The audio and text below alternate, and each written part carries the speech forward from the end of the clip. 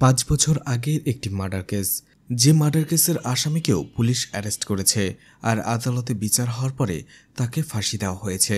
কিছুদিন পরেই তার ফাঁসি হবে, কিন্তু ঠিক তখনই সেই কেসটাকে আবারও রিওপেন করা হয়। আর যারা এই কেসটাকে রায় দিয়েছে, যারা কেসটাকে ইনভেস্টিগেশন করেছে, রিপোর্ট দিয়েছে, অর্থাৎ এই কেসের সাথে যারা প্রত্যক্ষ এবং পরোক্ষভাবে জড়িত, তাদের সবাইকে আবারও জিজ্ঞেস করা হয়। তাদের সবাইকে ইন্টারোগেশন করার পরে একের পর এক ভয়ঙ্কর রহস্য বের হয়ে আসে। কি ছিল সেই সব রহস্য, আর কেনই বা 5 বছর পরে কেসটাকে আবারও রিওপেন করা হলো, সেটাই দেখানো হবে আজকের গল্পে। আজ এক্সপ্লেন করতে যাচ্ছি 2024 সালে তেলুগু ভাষায় মুক্তি পাওয়া মুভি নিন্দা। তো hi guys, welcome to my channel ফিল্মের গল্প। এমন নতুন আর অসাধারণ সব মুভি আর ওয়েব সিরিজের এক্সপ্লেনেশন বাংলায় দেখতে চাইলে চ্যানেলটিকে সাবস্ক্রাইব করে রাখতে পারেন। মুভির শুরুতেই একজন রিটায়ার্ড জাজকে দেখানো হয়, যে কোনো একজন লোকের সাথে বসে কথা বলছিল। সে তার ক্যারিয়ার এক্সপিরিয়েন্স নিয়ে কথা বলছিল, সে তার জবে কি কি ধরনের কেস ফেস করেছে সেই সব বিষয় নিয়ে কথা বলছিল।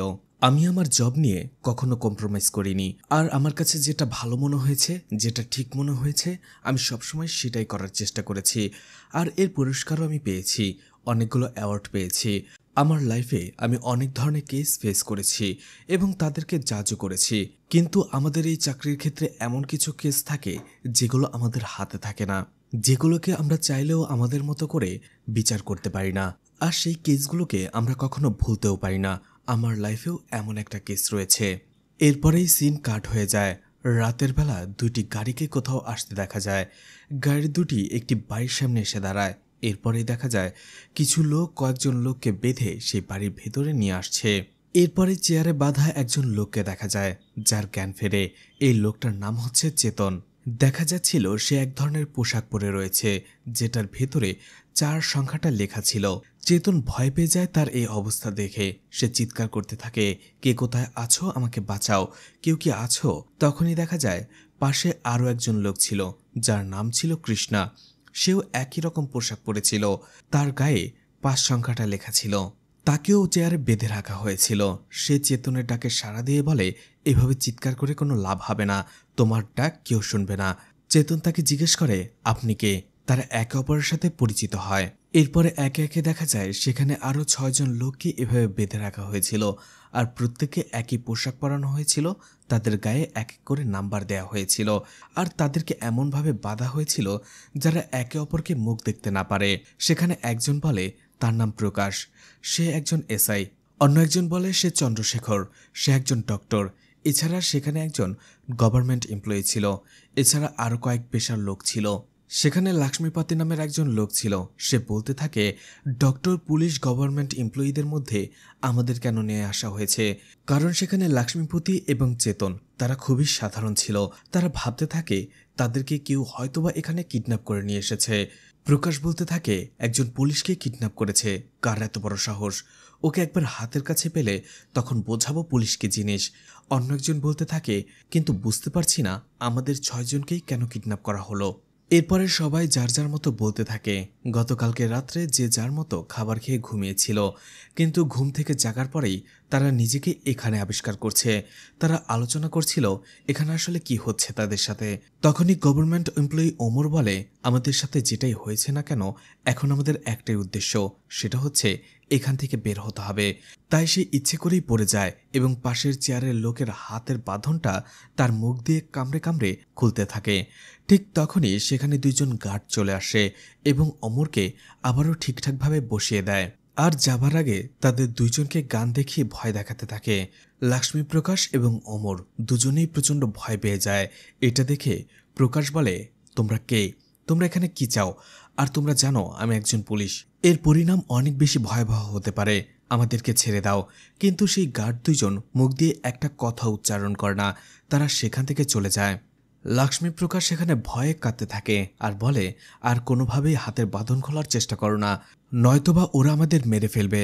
ডক্টর চন্দ্রশেখর বলে, আর এমন ভুল করতে যেও না, ওরা আসলে আমাদের সিসি ক্যামেরা দিয়ে নজর রাখছে। তখনই দেখা যায় সেই রুমে একটি সিসি ক্যামেরা ছিল, আর সেটা দিয়েই সবার উপরে নজর রাখা হচ্ছিল। এছাড়াও সেখানে একটি স্পিকারও লাগানো ছিল। তখন চন্দ্রশেখর এবং বাকিরা বুঝতে পারে তাদেরকে যেই কিডন্যাপ করে এনেছে না কেন, তারা তাদের কথা শুনতে পারছে। এই জন্য লক্ষ্মীপ্রকাশ বলে, আমার ওয়াশরুমে যেতে হবে, ইমার্জেন্সি। কেউ দয়া করে আমাকে নিয়ে যান। কিছুক্ষণ পরেই দেখা যায় একজন গার্ড এসে লক্ষ্মী প্রকাশের হাতের বাঁধন খুলে তাকে ওয়াশরুমে নিয়ে যায় এবং তার সামনেই সে দাঁড়িয়ে থাকে। এরপরেই দেখা যায় তাদের 6 জনকে একই দিকে ঘুরিয়ে সিরিয়াল করে বসানো হয়। এরপরেই সেখানে জাহ্নবী নামের একটি মেয়ে আসে। জাহ্নবী সেখানে এসে বলে, দুঃখিত, আসতে একটু দেরি হয়ে গেল। চন্দ্রশেখর জাহ্নবীকে জিজ্ঞেস করে, আমাদের এখানে কেন ধরে নিয়ে আসা হয়েছে, আর আপনি কে, কেন আমাদের কিডন্যাপ করেছেন? কিন্তু জাহ্নবী এইসব প্রশ্নের কোনো উত্তরই দেয় না, বরং জাহ্নবী একটা খাবারের প্লেট দেয় চন্দ্রশেখরকে। সেখানে সে বলে, ব্ল্যাক কফি রয়েছে, সুগার ছাড়া। অন্যদিকে আপনার ফেভারিট অমলেট রয়েছে। এটা দেখে চন্দ্রশেখর অবাক হয়ে যায়। এরা কি করে জানলো যে সে ব্ল্যাক কফি খায় সুগার ছাড়া, অন্যদিকে অমলেট তার অনেক ফেভারিট? এরপরে পুলিশ অফিসার প্রকাশকেও খাবার দেওয়া হয়, কিন্তু প্রকাশ রেগে যায় আর বলে, তোমরা একজন পুলিশ অফিসারকে কিডন্যাপ করেছো, এর পরিণাম ভালো হবে না। একবার এখান থেকে বের হতে পারলে তোমাদের সবগুলোকে আমি এনকাউন্টার করে মারব। তখনই গার্ড পেছন থেকে প্রকাশের দিকে গান তাক করে, কিন্তু জাহ্নবী বলে, এসবের কোনো দরকার হবে না। জাহ্নবী তখনই একটা বিপির ট্যাবলেট দেয় প্রকাশকে। এটা দেখে প্রকাশ অবাক হয়ে যায় যে এদের এই বিষয়গুলো এরা কি করে জানলো, অর্থাৎ প্রত্যেকের কোন রোগ রয়েছে, তারা কি খেতে পছন্দ করে, তাদের কোন সময় কি লাগবে, এরা সব কিছুই জানে। লক্ষ্মীপতি যে শুক্রবারে শুধুমাত্র নিরামিষ খায় সেটাও তারা জানে। এই সব কিছু দেখে তারা অবাক হয়ে যাচ্ছে, এই লোকগুলো কারা? জাহ্নবী সেখান থেকে চলে যাওয়ার পরেই একজন মুখোশ পরা লোককে দেখানো হয় যে সে স্পিকার দিয়ে কথা বলছিল। তারা সবাই সেটা শুনতে শুরু করে। লোকটা তাদের বলে, আমি জানি আপনাদের মনে এখন অনেক প্রশ্ন রয়েছে, কিন্তু টেনশন করবেন না, প্রত্যেকটা প্রশ্নের উত্তর আপনাদের দেয়া হবে, কিন্তু একটু ধৈর্য ধরতে হবে। এই বলে সেই লোকটা তাদের সাথে গেম খেলতে শুরু করে। মাস্ক পরা লোকটি তাদের বলে, আমি আপনাদের সাথে একটা গেম খেলতে চাই। গেমের ভেতরে কিছু রুলস আর রেগুলেশন রয়েছে, সেগুলো আমাদের মেনে চলতে হবে। সেগুলো না মানলে আপনাদেরকে পানিশমেন্ট দেওয়া হবে। আমি আপনাদের সবাইকে একটি করে প্রশ্ন করব, আর সেই প্রশ্নটার উত্তর দেওয়ার জন্য আপনারা 20 সেকেন্ড সময় পাবেন। এই 20 সেকেন্ডের মধ্যেই আপনাদেরকে উত্তর দিতে হবে। 20 সেকেন্ডের পরে যদি আপনারা উত্তর না দেন তাতেও আপনাদের শাস্তি হবে, আর যদি ভুল উত্তর দেন তাতেও শাস্তি হবে। আর প্রশ্নের উত্তরগুলোকে আপনাদের সবাইকে সঠিক দিতে হবে। ডক্টর চন্দ্রশেখর বলে, যদি না দেই, আমরা যদি মুখ বুজে বসে থাকি তাহলে কি করবেন? মাস্ক পরা লোকটি বলে, যদি কেউ এতে মিথ্যে বলেন তাহলে আপনাদের এতে ভয়ঙ্কর শাস্তি পেতে হবে। মাস্ক পরা লোকটা এরপরে বলে, আপনারা থাকুন, কিছুক্ষণ পরে আমি আপনাদের সাথে আবার দেখা করব। তখন এসআই প্রকাশ বলতে থাকে, এই লোকটা আমাদের কাছ থেকে আসলে কি চাইছে, আমাদের দিয়ে কি করাতে চাইছে, আর সে কি প্রশ্নই বা করবে? তখনই লয়ার কৃষ্ণা বলে, আমার মনে হচ্ছে কান্তাকুর্তা কেসের ব্যাপারে জিজ্ঞেস করবে, কারণ এখানে যারা যারা আছে তারা সবাই এই কেসের সাথেই ইনভলভ। প্রকাশ, চন্দ্রশেখর সহ সবাই ভাবতে থাকে তারা কি করেছে, কেন তাদের এখানে নিয়ে আসা হলো। তখনই সেই মাস্ক পরা লোকটি কথা বলতে শুরু করে, আর চারপাশের লাইটগুলো ব্লিঙ্ক করে। সেখানে তাদের সামনে একটা স্ক্রিন ছিল, সেই স্ক্রিনে একটা মেয়ের ডেড বডির ছবি দেখানো হয়। মেয়েটির নাম ছিল মঞ্জু। মাস্ক পরা লোকটি বলতে শুরু করে, মঞ্জুকে রেপ এবং মার্ডারের দায়ে বালরজ্জু নামের একজন 53 বছর বয়সী লোককে ফাঁসির সাজা শোনানো হয়েছে। সেখানে থাকা সবাই এই দুটো ছবি দেখে অবাক হয়ে যায়। মাস্ক পরা লোকটি তাদের প্রশ্ন করে, আপনারা কি এই লোকটাকে চেনেন কিনা? তখন তারা সবাই তাদের ফ্ল্যাশব্যাক মনে করতে শুরু করে। লক্ষ্মী প্রকাশ মনে করতে থাকে সেই বালরাজুকে আর মঞ্জুকে একসাথে দেখেছিল। কৃষ্ণা লয়ার মনে করতে থাকে সেই এই কেসটা লড়েছিল। চেতন মনে করতে থাকে সেই মঞ্জুর লাশটা ক্ষেতের মাঝে পড়ে থাকতে দেখেছিল। এসআই প্রকাশ মনে করতে থাকে মঞ্জুর রেপ এবং মার্ডার কেসে সে বালরাজুকে অ্যারেস্ট করেছিল। ডক্টর চন্দ্রশেখর মনে করতে থাকে যে এই মঞ্জুকে সে পোস্টমর্টেম করেছিল। গভর্নমেন্ট এমপ্লয়ি ওমর এই কেসের সাথে কিভাবে জড়িত সেটা দেখার আগেই 20 সেকেন্ড সময় শেষ হয়ে যায়।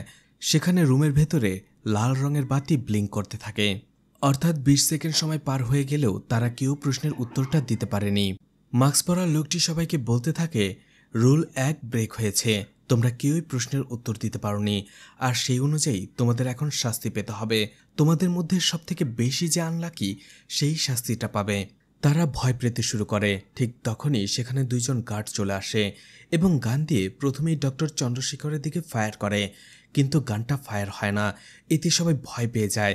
এরপরে লক্ষ্মীপতির দিকে ফায়ার করে, তার দিকেও গানটা ফায়ার হয় না। এসআই শেখর, লয়ার কৃষ্ণা সবার দিকেই একে একে গানটা ফায়ার করা হয়, কিন্তু কারো দিকেই গানটা ফায়ার হয় না। কিন্তু যখনই সে গভর্নমেন্ট এমপ্লয়ির দিকে ফায়ারটা করা হয়, ফায়ার হয়ে যায়, আর গভর্নমেন্ট এমপ্লয়ি ওমর সেখানেই মারা যায়। এটা দেখে তারা সবাই ভয়ে আঁতকে ওঠে। তারা ভয়ে কাঁপতে শুরু করে।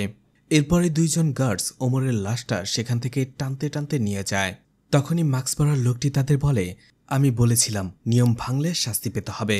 আপনারা মনে হয় আমার কথাটাকে সিরিয়াসলি নেননি, কিন্তু এখন থেকে নিতে হবে, না হলে ওমরের মতো এরপর পরিণতি আপনারও হতে পারে। তার প্রচণ্ড ভয় পেয়ে যায়। মাস্ক পরা লোকটি বলে, বালরাজুর সাথে সেদিন কি হয়েছিল? তখনই চেতন ভয় পেয়ে বলে, আমি বলবো সেই দিন রাতে কি হয়েছিল, আমি বলবো, দয়া করে আমাকে মারবেন না। তখনই দেখা যায় চেতনকে একটি অন্ধকার রুমে নিয়ে কাঠগড়ায় দাঁড় করানো হয়। চেতন বলতে শুরু করে সেই দিন বিকেলে সে মদের দোকানে গিয়েছিল মদ কেনার জন্য। আসলে প্রতিদিন রাতে একটু মদ না খেলে তার ভালো ঘুম হয় না, কিন্তু মদের দোকানদার তার আগের টাকা পাওনা থাকায় চেতনকে আর কোনো মদ দেয় না। চেতন রেগেমেগে সেখান থেকে চলে আসে আর এমনিতেই কষ্ট করে ঘুমিয়ে পড়ে। কিন্তু রাতের বেলায় তার পেট ডেকে ওঠে। সে ঘুম ঘুম চোখেই প্রকৃতির ডাকে সাড়া দিতে জঙ্গলে চলে যায়। কিন্তু জঙ্গলে যেতেই সে কিছু একটার মধ্যে হোঁচট খায়। ভালো করে দেখতেই দেখে সেখানে মঞ্জুর লাশটা ক্ষত বিক্ষত অবস্থায় পড়ে রয়েছে। এটা দেখে তার ঘুম কেটে যায়। সে ভয়ে চিৎকার করে ওঠে এবং সেখান থেকে দৌড়ে পালিয়ে আসে। এছাড়া চেতন বলে যে ক্ষেতে মঞ্জুর লাশটা পড়েছিল সেটা ছিল বালরাজুর। এরপরেই মাস্ক পরা লোকটি তাকে প্রশ্ন করে, তুমি কি সেদিন রাতে মঞ্জুর লাশের আশেপাশে অথবা বালরাজুর ক্ষেতে বালরাজুকে দেখেছিলে? চেতন বলে, না, আমি শুধু তার ক্ষেতে মঞ্জুর লাশটা দেখেছিলাম। মুখোশ পরার লোকটি বলে, তাহলে কেন তুমি আদালতে বলেছ যে তুমি সেই দিন লাশের পাশেই বালরাজুকে দেখেছিলে? চেতন বলে, আপনার কোথাও ভুল হচ্ছে। আমি আদালতে এমনটা কখনো বলিনি। আমি শুধু আদালতে ততটুকুই বলেছি যতটুকু আমি নিজের চোখে দেখেছি। এরপরে চেতনকে আবারও সেই রুমে নিয়ে এসে চেয়ারের সাথে বেঁধে রাখা হয়। চেতন বলে, আমাকে যা জিজ্ঞেস করা হয়েছে আমি একেবারে সত্যিটা বলেছি। বাঁচতে চাইলে তোমরাও সত্যিটা বলে ফেলো, এই লোকটা একটা সাইকো। এরপরে লয়ার কৃষ্ণাকে সেই কাঠগড়ায় নিয়ে এসে দাঁড় করানো হয়। মাস্ক পরা লোকটি লয়ার কৃষ্ণাকে জিজ্ঞেস করে, আপনি মঞ্জু এবং বালরাজুকে কিভাবে চেনেন, আর আপনি মঞ্জুর কেসটা কেন লড়েছিলেন? লয়ার কৃষ্ণা বলে, মঞ্জুকে ন্যায় বিচার পাইয়ে দেওয়ার জন্য, ইনসাফ পাইয়ে দেওয়ার জন্য। মঞ্জু মারা যাবার পরে মঞ্জুর বাবা মার যে অবস্থা হয়েছিল সেটা দেখলে তুমি নিজেও এই কেসটা লড়তে চাইতে। আমি তাদের অবস্থা দেখেছি। তাদের মেয়েকে হারানোর পরে মঞ্জুকে বালরাজু রেপ করার পরে হত্যা করেছিল। আমি শুধু বালরাজুকে তার শাস্তি পাইয়ে দিয়েছি আর মঞ্জুকে ন্যায় বিচার, আর এটা আমার জায়গায় থাকলে যে কেউ করত। এরপরে এসআই প্রকাশকে সেখানে ডেকে নিয়ে আসা হয়। কাঠগড়ায় আসার পরে মাস্ক পরা লোকটি তাকে জিজ্ঞেস করে, আপনি কোন প্রমাণের ভিত্তিতে বালরাজুকে সেদিন অ্যারেস্ট করেছিলেন? এসআই প্রকাশ বলে, গ্রামের সবাই জানে বালরাজু একজন মদখোর লোক। সে যখনই সময় পায় সে মদ খেতে থাকে, আর গ্রামের বেশিরভাগ ঝামেলার কারণ হচ্ছে এই বালরাজু। এছাড়া বালরাজুই যে মঞ্জুকে রেপ করার পরে নৃশংসভাবে হত্যা করেছে তার চাক্ষুষ প্রমাণও আমাদের কাছে ছিল। এই জন্যই আমি বালরাজুকে অ্যারেস্ট করেছিলাম। এরপরেই সেই কাঠগড়ায় লক্ষ্মী প্রকাশকে ডাকা হয়। লক্ষ্মী প্রকাশকে সেই মাস্ক পরা লোকটি জিজ্ঞেস করে, তুমি সেদিন কি কি দেখেছিলে? লক্ষ্মী প্রকাশ বলতে শুরু করে, আমি সেই দিন বাড়ি ফিরছিলাম। বাড়ি ফেরার পথেই বালরাজুকে তার খেতে দেখতে পাই, যে একটি মেয়ের সাথে দাঁড়িয়ে কথা বলছিল। এছাড়া সে মেয়েটির হাত ধরার চেষ্টা করছিল। মেয়েটি রেগে তার দিকে কথা বলছিল, অর্থাৎ মেয়েটিকে সে বিরক্ত করছিল। এটা দেখে আমি সেখান থেকে চলে এসেছিলাম। মাস্ক পরা লোকটি তাকে জিজ্ঞেস করে, তুমি কি সেই মেয়েটিকে জিজ্ঞেস করনি যে সেই মেয়েটি সেখানে বালরাজুর সাথে কি করছিল? লক্ষ্মী প্রকাশ বলে, আমি ভেবেছিলাম বালরাজু হয়তোবা তার মেয়ের সাথে কথা বলছিল, তাই আর কোনো কিছু জিজ্ঞেস না করেই আমি সেখান থেকে চলে এসেছি। মাস্ক পরা লোকটি বলে, তাহলে কেন তুমি আদালতে বললে যে বালরাজু সেদিন খেতে মঞ্জুর সাথে কথা বলছিল, সে মঞ্জুকে বিরক্ত করছিল? লক্ষ্মীপ্রতি বলে, সেদিন আসলে আমি মেয়েটির মুখ দেখিনি, তাই আমি ভেবেছিলাম বালরাজু হয়তোবা তার মেয়ের সাথেই কথা বলছে। কিন্তু পরদিনই যখন আমি মঞ্জুর লাশটা দেখি, মঞ্জুর গায়ে থাকা কাপড় দেখে আমি চিনতে পেরে যাই এই মেয়েটি গতকালকে বালরাজুর সাথেই ছিল, আর বালরাজু তাকে উত্ত্যক্ত করছিল। কাপড় দেখে আমি এটা চিনে ফেলেছিলাম সেটা মঞ্জু ছিল। এরপরে মাস্ক পরা লোকটি ডক্টর চন্দ্রশেখরকে সেখানে ডাকে। ডক্টর চন্দ্রশেখরকে জিজ্ঞেস করে, মঞ্জুর পোস্টমর্টেম রিপোর্টটা কি আপনিই তৈরি করেছিলেন, আর এখানে আপনি কি কি প্রমাণ পেয়েছিলেন? ডক্টর চন্দ্রশেখর বলে, হ্যাঁ, সেই রিপোর্টটা আমিই তৈরি করেছিলাম, আর সেখানে সব ধরনের প্রমাণই আমি পেয়েছিলাম, ডিএনএ, সিমন, এছাড়া আরও অনেক কিছু, আর সেখানে সবকিছুই বালরাজুর সাথে ম্যাচ করে গিয়েছিল। এরপরে মাস্ক পরা লোকটি আবারও পুলিশ অফিসার প্রকাশকে সেখানে ডাকে। আর তাকে জিজ্ঞেস করে আপনার সাথে গ্রামের সারপঞ্চের সম্পর্কটা কেমন। প্রকাশ বলে তেমন কোনো সম্পর্ক নেই, শুধু মাঝে মধ্যে সেই গ্রামের অনুষ্ঠানে তার সাথে আমার দেখা হতো, এছাড়া কোনো ঘনিষ্ঠ সম্পর্ক আমার তার সাথে নেই। এরপরে মাস্ক পরা লোকটি ডক্টর চন্দ্রশেখরকে কাঠগড়ায় আবারও ডাকে এবং তাকে জিজ্ঞেস করে আপনি কি আপনার পোস্টমর্টেম রিপোর্ট তৈরি করতে কোনো ভুল করেছিলেন। চন্দ্রশেখর বলে না। একটা সময় চন্দ্রশেখর কাঁদতে শুরু করে আর বলে মঞ্জুর মতো নিষ্পাপ একটি মেয়েকে বালরাজুর মতো নরপশু রেপ করে নৃশংসভাবে খুন করেছে, আর সেই সব প্রমাণ আমি পেয়েছি, আর বালরাজুর মতো নৃশংস পশুকে শাস্তি দেওয়া উচিত, আর তার যাতে শাস্তি হয় সেইভাবেই আমি রিপোর্টটা লিখেছি। এরপরে মাস্ক পরা লোকটি সবাইকে সেখানে একে একে ডেকে নিয়ে আসে আর জিজ্ঞেস করে আপনাদের কি মনে হয় মঞ্জুর কেসটাতে আপনারা কোথাও কোনো ভুল করেছেন। কিন্তু কৃষ্ণা লয়ার, ডক্টর চন্দ্রশেখর এবং পুলিশ অফিসার প্রকাশ সবাই একেবারে কনফিডেন্সের সাথে বলতে থাকে যে না, তারা কোনো ভুল করেনি। বালরাজুই খুনি, বালরাজুই মঞ্জুকে রেপ করার পরে নৃশংসভাবে খুন করেছে, আর তার শাস্তি হওয়া দরকার, সেটাই হয়েছে। তারা যখন সেখানে দাঁড়িয়ে সবাই কথা বলছিল, মাস্ক পরা লোকটি খুব ভালোভাবে তাদের বডি মুভমেন্টগুলো খেয়াল করে। দেখা যায় চন্দ্রশেখর যখন কথা বলছিল তার হাত কাঁপছিল, তার হাতে থাকা চশমাটা কাঁপছিল। অন্যদিকে প্রকাশ যখন কথা বলছিল সে তার হাতটাকে বিভিন্নভাবে নাড়াচ্ছিল। চন্দ্রশেখরও একই কাজ করে। তারা বলতে থাকে তারা কোনো ভুল করেনি। যেখানে গভর্নমেন্ট এমপ্লয়ি ওমরকে মেরে ফেলা হয়েছে সেই জায়গাটাতে অন্য একজন লোককে দুইজন গার্ড কিডন্যাপ করে নিয়ে আসে, আর সেই লোকটার নাম ছিল দিবাকর। সে পেশা একজন কনস্টেবল, আর সবার মতো মঞ্জুর কেসে এই কনস্টেবল দিবাকরও জড়িত। যখন তার জ্ঞান ফেরে সেও সবার মতো অবাক হয়ে যায়, সে ভয় পেতে শুরু করে। এখানে তাকে কে নিয়ে এসেছে, কারা তাদের কিডন্যাপ করেছে, এখন তাদের কি হবে। সবাই তাকে সবকিছু বুঝিয়ে বলে যে এখানে একজন অপরিচিত লোক তাদের কিডন্যাপ করে নিয়ে এসেছে, এছাড়া মঞ্জুর কেসের ব্যাপারে তাদের প্রশ্ন করা হচ্ছে, আর যদি কেউ ভুল উত্তর দেয় তাদেরকে মৃত্যুর মতো শাস্তি দেওয়া হয়েছে, এর আগে একজনকে মেরে ফেলা হয়েছে। সবকিছু শোনার পরে কনস্টেবল দিবাকর প্রচণ্ড ভয় পেয়ে যায়। এরপরেই দেখা যায় সেখানে টেনশনে পুলিশ অফিসার প্রকাশের বুকে ব্যথা হতে শুরু করে। এটা দেখার পরে জাহ্নবী তাড়াতাড়ি একটা ওষুধ নিয়ে চলে আসে প্রকাশের কাছে এবং তাকে সেটা খাইয়ে দেয়। ডক্টর চন্দ্রশেখর বলে তার কি হয়েছে। তখন জাহ্নবী বলে তার বুকে ব্যথার একটা প্রবলেম রয়েছে। ডক্টর চন্দ্রশেখর তাকে জিজ্ঞেস করে আপনি একজন ডক্টর না হয়ে হুট করে এভাবে কেন তাকে ওষুধ খাওয়ালেন। জাহ্নবী বলে এই ধরনের কাজ করার জন্য আমরা ট্রেনিং পেয়েছি। একটু পরেই দেখা যায় প্রকাশ সেখানে স্বাভাবিক হয়ে যায়। এরপরেই কনস্টেবল দিবাকরকে সেই কাঠগড়ায় ডাকা হয়। মাস্ক পরা লোকটি তাকে জিজ্ঞেস করে মঞ্জু হত্যার আগেও বালরাজুকে এসআই প্রকাশ অ্যারেস্ট করেছিল, সেটা কেন। আসলে বালরাজু কনস্টেবল দিবাকরের মামা হয়। সেই দিনের ঘটনা দিবাকর বলতে শুরু করে। এরপরে ঘটনা ফ্ল্যাশব্যাকে চলে যায়। বালরাজু তার মেয়ে সুধাকে অনেক বেশি ভালোবাসত, তাই তাকে সে চোখের আড়াল করতে চাইত না। যখনই সুধা কলেজে যেত বালরাজু তার পিছু পিছু যেত, আসার সময়ও একই কাজ করত। অন্যদিকে সুধা আর মঞ্জু একে অপরের বেস্ট ফ্রেন্ড ছিল, তাই তারা কলেজে যাওয়া আসার সময় একই সাথে যেত। এদিকে কিছুদিন ধরেই সুধা এই বিষয়টা খেয়াল করে যে তার বাবা সবসময়ই তাদের পিছনে যেতে শুরু করে, আসতে শুরু করে। এটা দেখে সুধা মঞ্জুকে বিদায় দিয়ে দেয়। এরপরেই সে তার বাবার সাথে কথা বলতে শুরু করে যে তুমি কেন আমাদের পিছু পিছু আসো প্রতিদিন। বালরাজু বলে তুমি যেদিন মা হবে সেই দিন বুঝবে, তোমাকে আমি অনেক ভালোবাসি, আর তোমার নিরাপত্তা আমার কাছে সবার আগে, তুমি এটা বুঝবে না। তুমি বাসায় যাও, আমার একটু কাজ আছে, কাজ শেষ করেই আমি বাসায় ফিরব। সুধা সেখান থেকে চলে যেতেই একটু পরেই কনস্টেবল দিবাকর সেখানে চলে আসে।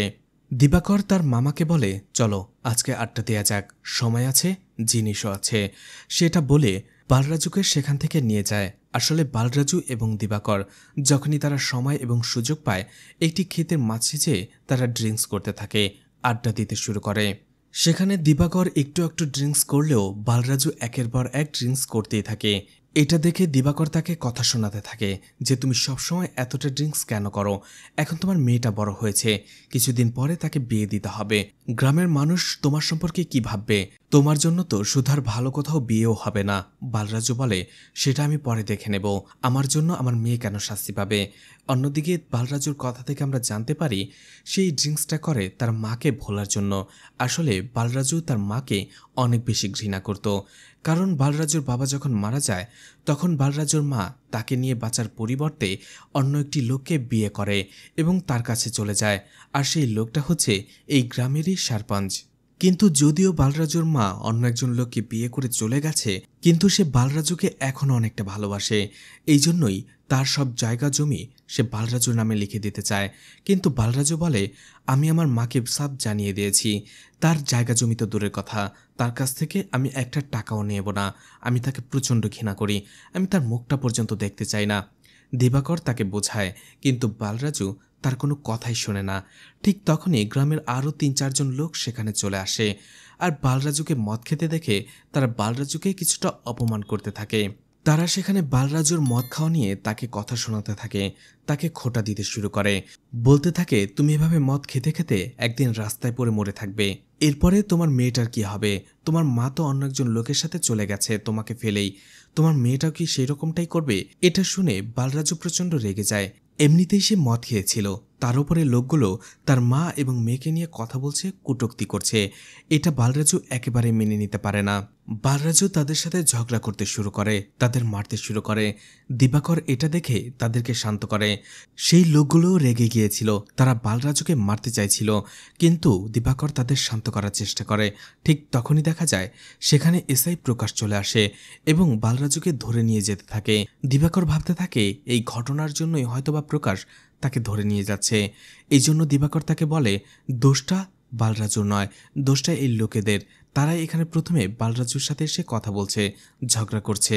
কিন্তু প্রকাশ তাদের কোনো কথাই শোনে না, এমনকি বালরাজুকে কেন অ্যারেস্ট করা হচ্ছে সেটাও তাদের বলে না। তাদের ধমকে বালরাজুকে সেখান থেকে নিয়ে যায়। দিবাকর বলতে শুরু করে, পরে আমি বুঝতে পারলাম যে গ্রামের সারপঞ্চ এবং এসআই প্রকাশের এটা ষড়যন্ত্র। তারা ইচ্ছে করেই বালরাজুকে অন্য একটা কেসে ফাঁসিয়ে জেলের ভেতরে ভরে দেয়। আসলে গ্রামের সারপঞ্চ অনেক লোকদের জমি ছিনিয়ে নিচ্ছিল, তারা তাদের উপরে জুলুম করত এবং এভাবেই সারপঞ্চ অনেক লোকের জায়গা জমি ছিনিয়ে নিয়ে তাদের উপরে জুলুম করত, তাদের বিভিন্ন কেসে ফাঁসিয়ে দিত যাতে তারা মুখ খুলতে না পারে। আর এই লোকগুলোকেই সাহায্য করত আমার মামা বালরাজ। এই জন্যই সারপঞ্চ সবসময় তার উপরে রেগে থাকত। এছাড়া সারপঞ্চ জানত বালরাজ যতদিন বেঁচে আছে তার মা কোনো না কোনো দিন বালরাজকে তার মায়ের সম্পত্তিগুলো লিখে দেবে। এই জন্য ইচ্ছে করেই মিথ্যে কেসে বালরাজুকে জেলে ঢুকিয়ে দেয়। আমি অনেক চেষ্টা করেছি তাকে বের করার, কিন্তু পারিনি। আর এরপরেই যখনই বালরাজুকে জেলে ধরে নিয়ে যাওয়া হয়, পরিকল্পনা অনুযায়ী সেই সারপঞ্চ বালরাজুর মায়ের সব সম্পত্তি জোর করে নিজের নামে লিখিয়ে নেয়। দিবাকর বলে, আমার মামা নির্দোষ, ওনাকে ফাঁসানো হয়েছে। কিন্তু একটা কথা আমি বুঝতে পারছি না, বালরাজু আমার মামা হয়, এই জন্যই আমি তার পক্ষে হয়ে কথা বলি, তাকে নির্দোষ প্রমাণ করার চেষ্টা করি। কিন্তু আপনি কে যে এতদিন পরে আবার এইসব বিষয়ে জিজ্ঞাসাবাদ করছেন? কিন্তু মাস্ক পরা লোকটি তার কথার কোনো উত্তরই দেয় না। এরপরে মাস্ক পরা লোকটি তার মাস্কটা খুলে ফেলে, তার আসল চেহারাটা দেখানো হয়, আর ঘটনা ফ্ল্যাশব্যাকে চলে যায়, যেখানে দেখানো হয় সেই মাস্ক পরা লোকটার আসল নাম হচ্ছে বিবেক। এই বিবেক হচ্ছে ন্যাশনাল হিউম্যান রাইটসের কমিশনার, সে দিল্লিতে কাজ করত। তখনই তার বাবা তাকে কল করে, আর কিছু একটা বলতেই বিবেক তাড়াতাড়ি তার বাড়িতে চলে আসে। তখনই দেখা যায় মুভির শুরুতে যে রিটায়ার্ড জাজকে আমরা দেখেছিলাম সেই ছিল বিবেকের বাবা, আর সে বিবেকের সামনে দাঁড়িয়ে সেই কথাগুলো বলছিল। আসলে বিবেক এবং তার বাবার মধ্যে একটা কেস নিয়ে ঝামেলা হয়েছিল, আর এই জন্যই বিবেক রাগ করে দিল্লিতে চলে গিয়েছিল। আর এত বছর সে দিল্লিতেই ছিল, একবারের জন্য বাড়িতে আসেনি। কিন্তু বিবেকের বাবা কিছুদিনের মধ্যেই মারা যাবে, ক্যান্সার হয়েছে, আর সেটারও 3rd স্টেজ। ডক্টর বলে দিয়েছে সে আর বেশি দিন বাঁচবে না। এই খবরটা পাওয়ার পরেই বিবেক সব রাগ অভিমান ভুলে তার বাবার কাছে ফিরে এসেছে। বিবেক চায় তার বাবার শেষ দিনগুলিতে সে তার বাবার সাথে সময় কাটাতে। বিবেক তার বাবার সাথে সময় কাটায়, তাকে অনেক যত্ন করতে থাকে। ঠিক এই সময়ে একদিন তার বাবার রুমে বিবেক একটা কেস ফাইল দেখে, বালরাজুর কেস ফাইল। কৌতূহলবশত বিবেক তার বাবাকে জিজ্ঞেস করে, আপনি তো সবসময় আপনার প্রফেশনাল লাইফ এবং পার্সোনাল লাইফ সবসময় আলাদা রাখতেন, তাহলে এটা মিক্স কেন করলেন? এই কেস ফাইলটা আপনার বেডরুমে কি করছে? তখনই বিবেকের বাবা বলতে শুরু করে, ক্রিকেটে যেমন সেঞ্চুরি করতে হলে 17 রান করতে হয়, কেউ যদি সেই 17 রান থেকে 1 রানও কম করে তাহলে সেটাকে সেঞ্চুরি বলা হয় না। ঠিক তেমনই আমার চাকরি জীবনে সেঞ্চুরি করার পথে বাধা ছিল এই একটা কেস ফাইল। এই একটা কেস আমাকে বুঝিয়ে দিয়েছে যে আমি আমার চাকরি জীবনে সবসময় পারফেক্ট ছিলাম না, আমি আমার চাকরি জীবনে স্যাটিসফাইড ছিলাম না। কোর্টে বালরাজু আমার দিকে যেভাবে তাকিয়েছিল, মরার আগ পর্যন্ত আমি তার সেই চাহনি ভুলতে পারবো না। এইভাবে সে কেসটার ব্যাপারে কিছুটা বলছিল। সেই দিন কাজের ব্যস্ততার জন্য বিবেক এই কেসের বিষয়ে আর তেমন বেশি কিছু জানতে পারেনি। কিন্তু কিছুদিন পরেই বিবেকের বাবা মারা যায়। তখন বিবেকের মনে হতে থাকে তার বাবার একটা শেষ ইচ্ছে ছিল যাতে বালরাজু ন্যায় বিচার পায়। তার বাবার মতে বালরাজুকে হয়তোবা ফাঁসানো হয়েছে, সে এই খুনটা করেনি, তাকে কয়েকজন লোক মিলে ফাঁসানো হয়েছে। অন্যদিকে বিবেকের বাবাও অসহায় ছিল, কারণ সব প্রমাণ ছিল তার বিরুদ্ধে। কোর্টে তাকে প্রমাণ করে দেওয়া হয়েছিল সেই মঞ্জুর রেপ এবং খুন করেছিল। তাই বিবেকের বাবা বাধ্য হয়েই বালরাজুকে 5 বছরের সশ্রম কারাদণ্ড আর ফাঁসি দিয়েছিল। কিন্তু বিবেকের বাবা এই কেসটা একেবারেই ভুলতে পারেনি। সে তার এই কেসটাকে তার ক্যারিয়ারে একটা কলঙ্ক হিসেবে ধরে নিয়েছে। তাই বিবেক ভাবে তার বাবার শেষ ইচ্ছা সে পূরণ করবে, বালরাজুকে সে ন্যায় বিচার পাইয়ে দেবে। এরপরে বালরাজুর কেসটা সে খুব ভালোভাবে স্টাডি করে। অনেক পুলিশ অফিসার, লয়ারদের সাথেও সে দেখা করে। কিন্তু কেসটা যেহেতু 5 বছর আগের, তাই তেমন কোনো ইনফরমেশনই সে পায় না। এরপরেই বিবেক তার গার্লফ্রেন্ড জাহ্নবীর সাথে দেখা করে, সবকিছু খুলে বলে আর বলে তাকে এই কেসটাতে সাহায্য করতে।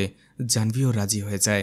এরপরে জাহ্নবী এবং বিবেক গ্রামে চলে যায় এবং এই কেসের ব্যাপারে সবার কাছে জিজ্ঞাসা করতে থাকে। কিছু মানুষ বালরাজুর পক্ষে কথা বলে, আর কিছু মানুষ বালরাজুকে অপরাধী বলে যে সেই মঞ্জুকে রেপ এবং মার্ডার করেছে। বিবেক সবার কথা শুনে কিছুটা কনফিউজড হয়ে যায়। সে আসলে বুঝতে পারছিল না কে সত্যি বলছে আর কে মিথ্যে বলছে। বিবেক ভাবে এই কেসটা সে অন্যভাবে ইনভেস্টিগেশন করবে, অর্থাৎ যে আসামি তার সাথে যেই কথা বলবে সেই কথা অনুযায়ী বিবেক চলে যায় জেলের ভেতরে আর বালরাজুর সাথে কথা বলে।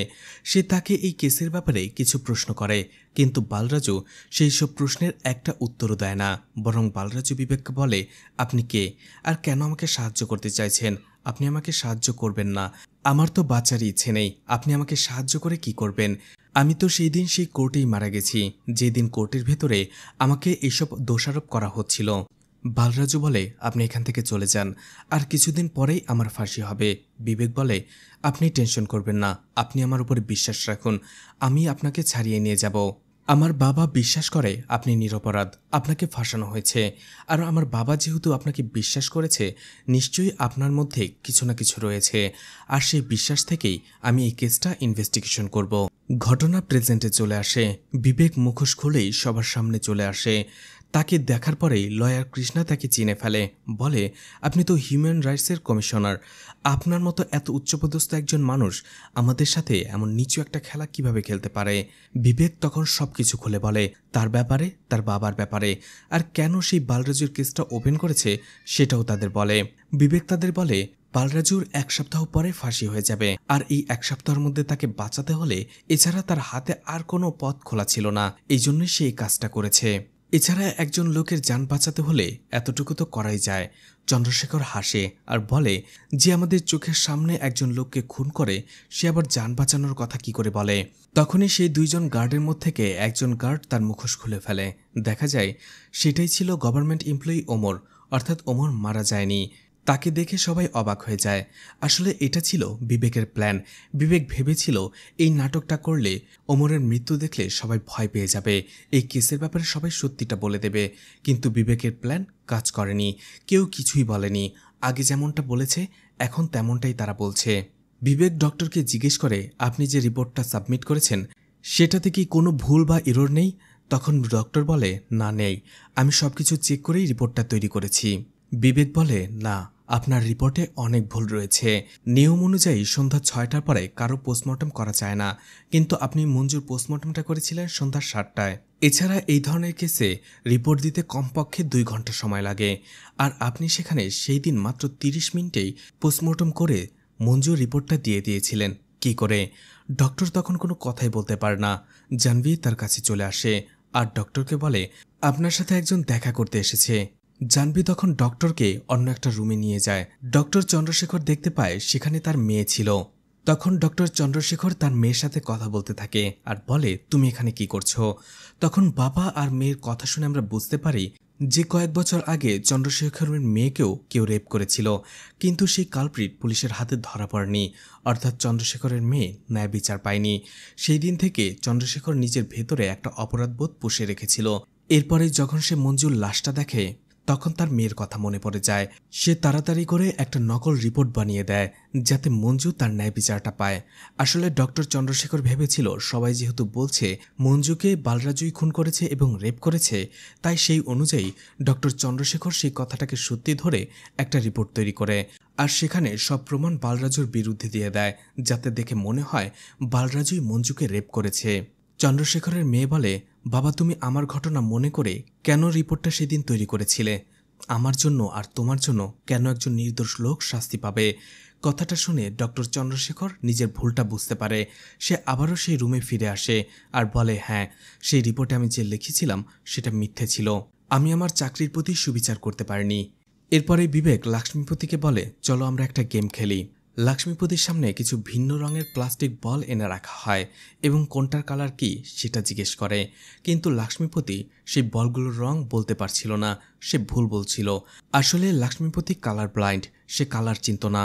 বিবেক তখন লক্ষ্মীপতিকে বলে, এবার তো সত্যিটা বলো। লক্ষ্মীপতি বলতে শুরু করে যে এখানে আমার কোনো দোষ নেই, পুরোটা দোষ পুলিশ অফিসার প্রকাশের, কারণ সেই আমাকে মিথ্যে বয়ান দিতে বলেছে। আসলে সেই দিন যখন সে বাড়ি ফিরছিল, বালরাজুর ক্ষেতের ভেতরে সে দুইজনকে শুয়ে থাকতে দেখে। তারা ছিল মঞ্জু এবং মনোহর। তারা একে অপরকে ভালোবাসত। মনোহর সেই গ্রামেরই একটি ছেলে ছিল।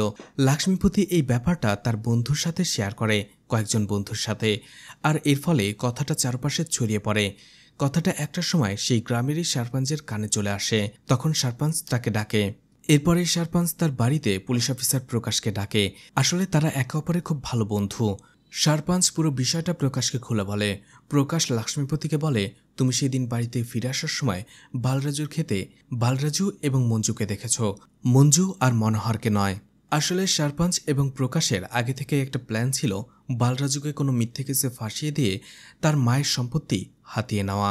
এই জন্যই সারপাঞ্চ এই কাজটা করে। এরপরে বিবেক চেতনকে তার মোবাইলটি দেয় আর বলে মনোহরকে এখানে ডেকে নিয়ে আসার জন্য, কারণ তারা একে অপরের বন্ধু ছিল। সেখানে মনোহর আসার পরেই তারাও তাকে কিডন্যাপ করে সেই রুমে নিয়ে আসে। বিবেক মনোহরকে জিজ্ঞেস করে, তুমি মঞ্জুর সাথে সেদিন কি করেছিলে, তাকে কেন খুন করেছিলে? মনোহর বলে, আমি তাকে কেন খুন করব, আমি তো তাকে ভালোবাসি, সেও আমাকে ভালোবাসতো। মনোহর তাদের ভালোবাসার গল্প সবাইকে বলতে থাকে, যে কলেজে যাওয়া আসার সময় তার সাথে মঞ্জুর দেখা হতো। একটা সময় তারা একে অপরকে ভালোবেসে ফেলে, আর কলেজ থেকে ফেরার সময় তারা বিভিন্ন জায়গায় একে অপরের সাথে দেখা করত, খেতে, রাস্তায়, বিভিন্ন জায়গায়। তারা সেখানে খেতে বসেই একে অপরের সাথে ভালোবাসার গল্প বলছিল। ঠিক ওই সময়টাতে লক্ষ্মীপতি তাদের দেখে ফেলে, আর এটা যখন মঞ্জু এবং মনোহর খেয়াল করে, লক্ষ্মীপতি সেখান থেকে দৌড়ে পালিয়ে যায়। তারাও একটু ভয় পেয়ে যায়, যদি গ্রামে জানাজানি হয় তাহলে কি হবে। তখন মঞ্জু তাকে বলে, আজকে গ্রামে উৎসব, সবাই উৎসবে চলে যাবে, চলো রাতে খেতে আমরা দেখা করি। কিন্তু সেই দিন রাতে আমি খেতে মঞ্জুর সাথে দেখা করতে আসতে পারিনি, কারণ সেই দিন রাতে আমার মাকে সাপে কামড়েছিল। তাকে নিয়ে সারা রাত আমি হসপিটালে ছিলাম, আসতে পারিনি। কিন্তু পরদিন আসার পরে আমি শুনি মঞ্জু মারা গেছে, কেউ তাকে রেপ করে খুন করে ফেলেছে। আর আমি তাকে কেন খুন করব? আমি তো এখনো মঞ্জুকে ভালোবাসি। চেতন বলে, এতই যদি ভালোবাসো তাহলে সুধাকে কেন বিয়ে করলে? মঞ্জু মারা যাওয়ার পরে আসলে সেদিন সাপের কামড়ে মনোহরের মাও মারা গিয়েছিল, এদিকে তার ভালোবাসার মানুষ মঞ্জুও খুন হয়েছিল। এই দুটো কারণে মনোহর একেবারেই হতাশ হয়ে পড়েছিল। সে একেবারেই একা হয়ে পড়েছিল, চুপচাপ সারাদিন শুধু বসে থাকত, খাওয়া নেওয়ার সব কিছু বাদ দিয়ে, কারণ সে মঞ্জুকে কোনোভাবেই ভুলতে পারছিল না। এই সময়টাতে তাকে খাবার দিয়ে আসার জন্য মাঝে মধ্যে সুধা আসতো মনোহরের বাড়িতে। তারা দুজনেই মঞ্জুর ব্যাপারে কথা বলতো। আসলে সুধাও মঞ্জুকে অনেক মিস করত। এভাবে কয়েকদিন যাওয়ার পরে হঠাৎ করেই গ্রামের কিছু লোক সেখানে চলে আসে আর সুধাকে বিভিন্নভাবে অপবাদ দিতে থাকে, যে একা একটা পুরুষ মানুষের বাড়িতে কেন এসেছে সে, আর তুমি ওর কাছে কেন এসেছো? তোমার বাবাই তো মঞ্জুকে মেরে ফেলেছে, আর এখন কি তুমি ওকে খাবার দিয়ে বিষ মিশিয়ে মারতে চাইছো? তোমাদের পরিবারটাই আসলে খুনি পরিবার। এটা শোনার পরে সুধা খুব কষ্ট পায়। অন্যদিকে মনোহর জানতো যে সুধা এমনটা কখনো করবে না, আর গ্রামের মানুষের মুখ বন্ধ করার জন্যই মনোহর সুধাকে বলে, তুমি কি আমাকে বিয়ে করবে? আসলে আমারও এই পৃথিবীতে কেউ নেই। অন্যদিকে তোমার বাবা জেলে, তুমিও একা, আর আমি তোমার পরিবারকেও সামলাতে চাই, এই জন্যই আমি তোমাকে বিয়ে করতে চাই। কথাটা শুনে সুধা সেদিন রাজি হয়ে গিয়েছিল, আর এই জন্যই মনোহর সুধাকে বিয়ে করেছিল। কিন্তু মনোহর এখনো মনে মনে মঞ্জুকেই ভালোবাসে। এরপর ওই বিবেক চেতনকে বলে, মঞ্জু খুন হওয়ার আগে তোমার আবার বালরাজুর মধ্যে একটা ঝগড়া হয়েছিল, সেটা কি নিয়ে? চেতন প্রথমে বলে, আমার আর তার মধ্যে কোনো ঝগড়া হয়নি। কিন্তু বিবেক তাকে জোর করলে একটা সময় সে বলতে শুরু করে, হ্যাঁ, তার আর আমার মধ্যে ঝগড়া হয়েছিল। আসলে চেতনের জুয়া খেলার অভ্যাস ছিল, আর জুয়া খেলতে খেলতে একটা সময় সে অনেক মানুষের কাছে টাকা ঋণ হয়ে যায়। গ্রামের প্রায় সব মানুষের কাছ থেকেই সে টাকা নিয়েছিল। তো এমনই একজন পাওনাদার তার কাছে চলে আসে। চেতন সেই লোকটাকে দেখেই দৌড়ে পালাতে শুরু করে। একটা সময় চেতন বালরাজুর পেছনের একটা জায়গায় এসে পালিয়ে যায়, কিন্তু বালরাজু চেতনকে সেই লোকটাকে দেখিয়ে দেয়। এছাড়া সেই লোকটাকে শান্ত করে বলে, তুমি টেনশন করো না, চেতন তোমার টাকা 1 সপ্তাহের মধ্যে পরিশোধ করে দেবে। লোকটা বলে, যদি 1 সপ্তাহ পরে ও টাকাটা না দেয়? তখন বালরাজু বলে, যদি না দেয় আমি ওর জায়গা বেচে তোমার টাকা পরিশোধ করে দেব। তার কিছুদিন পরেই মঞ্জু মারা যায়। সেদিন রাতে প্রথমে চেতনই মঞ্জুর লাশটা দেখেছিল। লাশটা দেখে তাড়াতাড়ি সে এসআই প্রকাশকে কল করে এবং সবকিছু খুলে বলে। সেখানে তারা জানতে পারে বালরাজু খেতে মঞ্জুর লাশ পড়ে রয়েছে। তখন এসআই প্রকাশের সাথে সেই সারপাঞ্চ ছিল। তখন তারা এই সুযোগটার সদ্ব্যবহার করে বালরাজুকে ফাঁসানোর। ক্রাইম সিনে আসার পরে সারপাঞ্চ চেতনকে বলে, তুমি এখনই বালরাজুর বাড়িতে যাবে এবং তার কিছু রিলেটেড জিনিসপত্র নিয়ে আসবে, যেগুলো এখানে আমরা রেখে দেব। অন্যদিকে তুমি তোমার বয়ানটা বদলে ফেলবে। চেতন সেটাই করে, কারণ চেতন সেই দিনের ঘটনায় বালরাজুর উপরে অনেক রেগেছিল, আর তার রাগ থেকেই সে এই কাজটা করে। এরপরে বিবেক এসআই প্রকাশকে বলে, এখন তো সব স্বীকার করে নিন। প্রকাশ বলে, কখনো না, তুমি না হয় বুঝলাম সব সত্যিটা জেনে গেছো, কিন্তু এই সব সত্যিটা তুমি কোর্টে প্রমাণ করবে কি করে? তখনই বিবেক ভাবতে থাকে যে এর কিছুদিন আগে সে বালরাজুর সাথে আবার দেখা করতে গিয়েছিল, আর সেখানেই তারা একে অপরের সাথে কথা বলছিল। বালরাজু তাকে বলে, পুলিশ যখন সেই খুনের কেসে তাকে অ্যারেস্ট করে এবং জেলে নিয়ে আসছিল, তখনই রাস্তার মাঝে সে অজ্ঞান হয়ে গিয়েছিল। আর ওই সময়টাতেই আপনি বালরাজুর সিমন এবং ব্লাড স্যাম্পল সেখানে কালেক্ট করেন, আর সেটা ক্রাইম সিনে প্লেস করে দেন। প্রকাশ বুঝতে পারে তারা ধরা পড়ে গেছে। জানবি বলে, কিছুক্ষণ আগেই আপনার বুকের ভেতরে ব্যথা উঠেছিল, আপনি সেই সামান্য ব্যথাই সহ্য করতে পারেননি। আর বালরাজুকে দেখুন, মিথ্যে খুনের বোঝা নিয়ে সে এতদিন জেল খাটছে, কিছুদিন পর তার ফাঁসি হবে। তার ভেতরে কতটা ব্যথা থাকতে পারে? ও 5 বছর ধরে এই ব্যথাটা বয়ে বেড়াচ্ছে।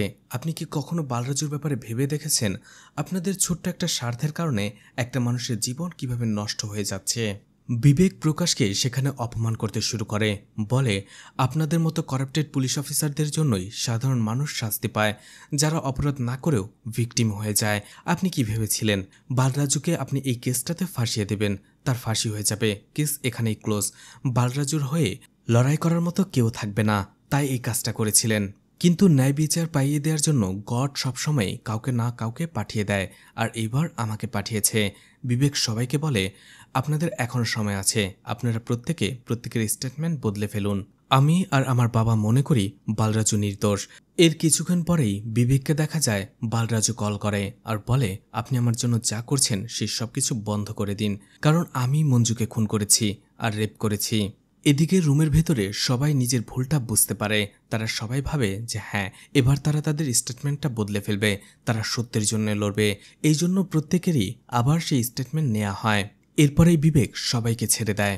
এর কিছুদিন পরে বিবেক তার বাবার কবরের সামনে চলে আসে আর বলে, তুমি সেই দিন যে অবস্থায় ছিলে, যে সিচুয়েশনে ছিলে, আমি ঠিক একই অবস্থায় রয়েছি। আমি তো একজন নির্দোষকে বাঁচিয়ে নিয়েছি, কিন্তু দোষীদের শাস্তি দিতে পারিনি। তখনই ঘটনা আবার ফ্ল্যাশব্যাকে চলে যায়। সেই দিন জেলখানা থেকে যখন বালরাজু বিবেককে কল করেছিল আর বলেছিল মঞ্জুকে সেই খুন করেছে, তখন বিবেক তাকে বলছিল যে সে জানে সে মঞ্জুকে খুন করেনি, কেন সে মিথ্যে কথা বলছে।